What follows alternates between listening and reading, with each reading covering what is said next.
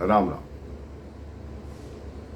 कहते कई बार क्या होता है कि हमारे पास कुछ नहीं होता और कोई हमारी मदद करते, हम पहले तो उसका एहसान मानते हैं, लेकिन जैसे हमारा मकसद पूर्ण हो जाता है हम उस एहसान को भूल जाते हैं। एक बहुत ही अमीर व्यक्ति था, कई मिलों का मालिक था।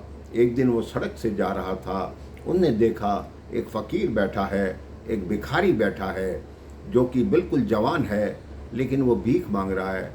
उस अमीर आदमी ने कहा, तुम इतने युवा हो तो भीख मांगने का कार्य क्यों करते हो, कोई काम क्यों नहीं करते, कुछ कमाते क्यों नहीं। उस भिखारी ने कहा, मैंने काम पाने का बहुत प्रयास किया लेकिन मुझे कोई काम नहीं मिला।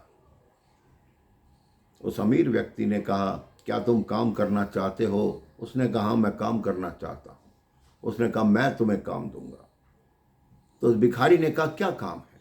कहते हैं, मेरे चावल की मिलें हैं, तुम ऐसा करो, मेरी मिल पर जाओ, 10 बोरी चावल की उठाओ, बाजार में बेचो, जो मुनाफा होगा हम दोनों मिल बांट लेंगे। उस भिखारी ने कहा, ठीक है, मिल बांट लेंगे, लेकिन पहले आप ये बताओ मैं आपको कितना मुनाफा दूंगा। 100 में से 90 पैसे, 80 पैसे। वो अमीर व्यक्ति हंसने लगा, कहता, नहीं, मेरे को केवल 10 पैसे देना, 90 पैसे तुम रखना, तुम अपना जीवन संवार लो। उस भिखारी को बड़ी खुशी हुई कि ऐसा व्यक्ति मिला मुझे, सिर्फ 10% ही मुनाफा ये मांग रहा है। उसने रोज का नियम बना लिया, सुबह सुबह उसकी मिल पे जाता, उतनी बोरी चावल उठाता, बाजार में बेचता, उसका काम चल निकला। दिन रात मेहनत करके वो इतना उसने कमा लिया कि उसको बहुत अच्छा मुनाफा हुआ। लगभग 1 महीने में उसने 1 लाख का मुनाफा कमा लिया। लेकिन जैसे जैसे मुनाफा बांटने की तारीख निकट आई, उसके मन में बेईमानी आने लगी। कहती, मेहनत मैंने की, सब कुछ मैंने किया, तो इसको 10,000 रुपये 1 लाख में से क्यों दूं? इसका सारी मेहनत मेरी है, इसने किया ही क्या है। अब उसी तारीख को वो व्यापारी आ गया, वो अमीर व्यक्ति आया कि हाँ भाई, हिसाब बताओ। कि क्या हिसाब? कहता, पूछो मत, इस बार तो बहुत घाटा हो गया, चावल खराब हो गए, मुनाफा हुआ ही नहीं। वो कहता, मुनाफा तुम्हें हुआ है, मुझे मालूम है तुमने मेरी मिल से कितने चावल लिए हैं और कहाँ कहाँ बेचे हैं, मुझे सब मालूम है, और कितना मुनाफा हुआ है ये भी मुझे ज्ञात है। उसने कहा, अगर हुआ भी है तो मेहनत तो दिन रात मैंने की है, तुमने किया ही क्या है। वो अमीर व्यक्ति हंसने लगा, कहते, कल से अब तुम चावल लेकर दिखाओ कि उस मिल से कैसे लो।